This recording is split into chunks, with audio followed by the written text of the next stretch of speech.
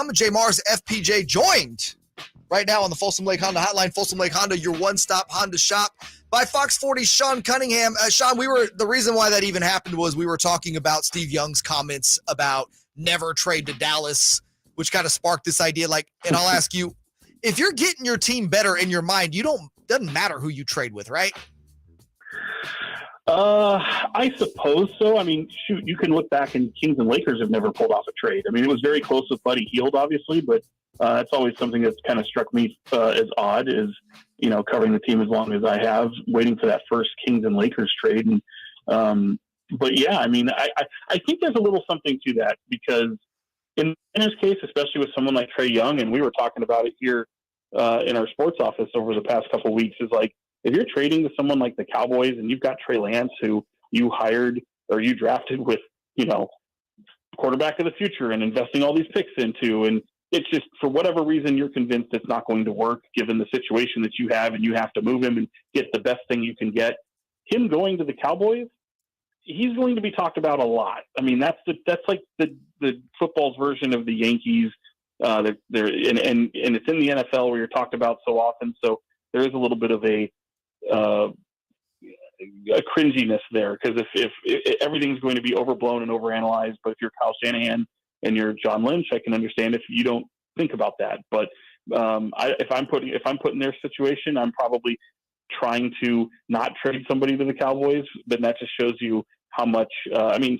You mentioned Steve Young. I mean, he probably remembers when Charles Haley, the deal with the 49ers. I think he even mentioned it. Yeah, had to have. Everyone remembers that. And I think it just puts such a microscope on a team like that. If you're trading it to a team like that for a player that you had such high hopes for, there's going to be certainly a lot of pushback. And if you're one of those players, one of those guys, a GM or head coach, you can't concern yourself with it. Yeah, as a GM, I just don't understand why would you put yourself under so much scrutiny like that when you don't have to. And everybody knows fans can turn on an establishment, right? They could turn on an organization just based on a move like that, turn on a GM, a head coach. Would you ever see, or could you ever think of Monte McNair doing something like that with either the Warriors or with the Lakers, with that growing rivalry? Well, with the Warriors, I mean, man, the Kings and the Warriors have shared players over the years like crazy. It's almost like they're like they have this handshake agreement. Like, hey, can you pick up my guy over here? Because you've had a lot of players change hands between both teams. But I could see Monty doing that if given the right circumstance. Certainly, the Buddy Hield move would have been a move that that could have benefited the Kings if you were adding the likes of Kyle Kuzma and things like that. But obviously, Buddy Hield would have served a purpose greater than what he was in Sacramento with the Lakers. And so, by and large, if it works out, I think it's fine. But it's when the other team gets that decided advantage for somebody who could have panned out. So let's say, I'll use a Marvin Bagley situation, and let's create a world where Marvin Bagley turns into an all-star. Had he gone to a team like the Warriors or Lakers, then yeah, there'd be a lot of scrutiny that would. Tyrese Halliburton. Can you imagine if Tyrese Halliburton had gone to the Lakers or the Warriors? It would have been something that. It was tough enough for Kings fans to see him become an all-star this year. But fortunately, they had Domantas Sabonis, who also was an all-star this year, so it makes it a little bit more digestible, if you will. Sean Cunningham from Fox 40 joining us on the Folsom Lake Honda hotline. Folsom Lake Honda, your one-stop Honda shop. Sean, let's get to the JaVale McGee news, signing a minimum 1-year deal with the Sacramento Kings, 14th guy on the roster. Just first of all, how long, to your knowledge, have the Kings been looking at bringing McGee in? Yeah, it was a name that was bounced around a lot last year. He didn't play a big role with Dallas, and he obviously spent some time with Mike Brown. I think Mike Brown feels comfortable with a player like him. I know he gets made fun of a lot by virtue of him being on Sactown the Fool all the time, but this is a guy who serves a role. He's well aware of the role he serves. He is kind of a rim protector, as a 3-time champion, and he plays rotational minutes for those teams but he's also 35. So he if they have a belief in him as being still a serviceable NBA player, well, great. The competition in training camp will bear fruit and see if he can stick on this team. But, the reality of him being the super impactful player is probably not in the cards. So, but if there ever was one, it would be JaVale McGee because he understands roles. And I think what makes this Kings team under Mike Brown so unique is the fact that last year, having everyone really not only understand their role, but embrace their role for the greater good and the success of the team was fantastic. And you keep primarily that core together in this run it back year, and you've added some pieces that you've identified areas of need.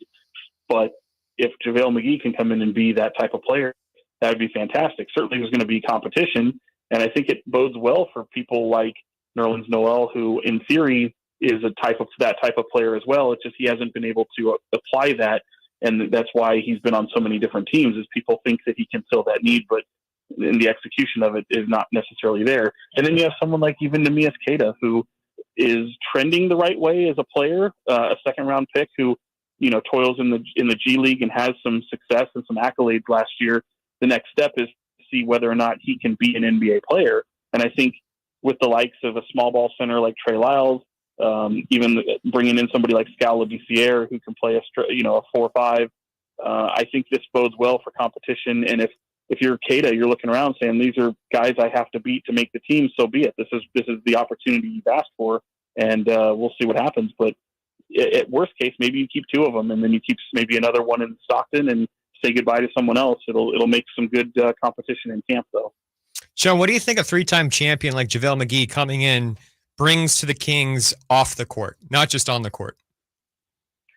Yeah, he's a very unique character. I mean, he's got a lot of personality. He's got a lot of interest in business and a lot of interest off the floor. I think it is a healthy situation because he's been with so many fantastic teams. He's been with bad teams as well. He knows what both sides look like. But I think by and large, he's played with so much success and superstars, and I think a lot of that can rub off in the right way. I think, especially by virtue of him being, he comes from his mother played for the Monarchs, and Pamela McGee, drafted by Sacramento. So he's been around pro sports so much and athletes so much throughout his years. And he's been a guy that's had to overcome a lot of adversity because there's people who think that he's not the most intelligent or a mistake player or, someone just trying to find his way, and they've used him as examples. So I think as a guy who, the casual fan might think of JaVale McGee as a punchline, the reality is in the NBA, he's thought of as much better than that. And he is a rebounder, a defender, a quasi rim protector, and a champion first and foremost. So that's things that's going to be respected the minute he steps into the league. But he's also, from a personality standpoint, an infectious, fun guy that will, in my opinion, would fit the locker room very, very well. I don't think he's a tough or an abrasive personality to add to this group. So I think it's one that, I wouldn't call him a dog, but he's definitely got a fun, jovial personality, but can be serious when need be. Sean, with this signing and then the guys that they've signed to partial guarantee deals, it feels like the Kings have about 57 centers on this roster and 2 point guards with De'Aaron Fox and Davion Mitchell. Still one open roster spot. Do you think the Kings end up filling that with either a veteran point guard, or does a guy like Jordan Ford have a legit shot to grab that 15th roster spot? Yeah, I mean, it'll be interesting to see what value coming into camp. I mean, you can go up to like 20, 21 players in camp and have healthy competition. Some of those will be players that you've seen likely from a Stockton Kings standpoint.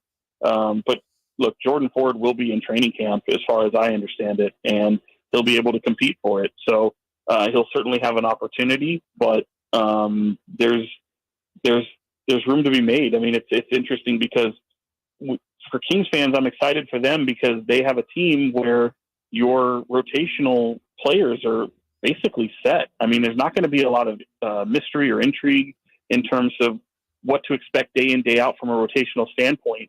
And I think with the, instituting this new in-season tournament, it can provide more opportunities to go a little deeper into the roster. And I think a lot like baseball, maybe you have an every third day type of player that is able to play in spot minutes. But for the most part, this roster and rotation is essentially set. So to have the most mystery on the team be surrounding those lower end tertiary players that may not even factor much is a nice problem to have, because Kings fans have, gone into seasons before where it's like, who's the starting three? Who's the starting four? And I think, you really have continuity throughout the roster and in this run it back type of season.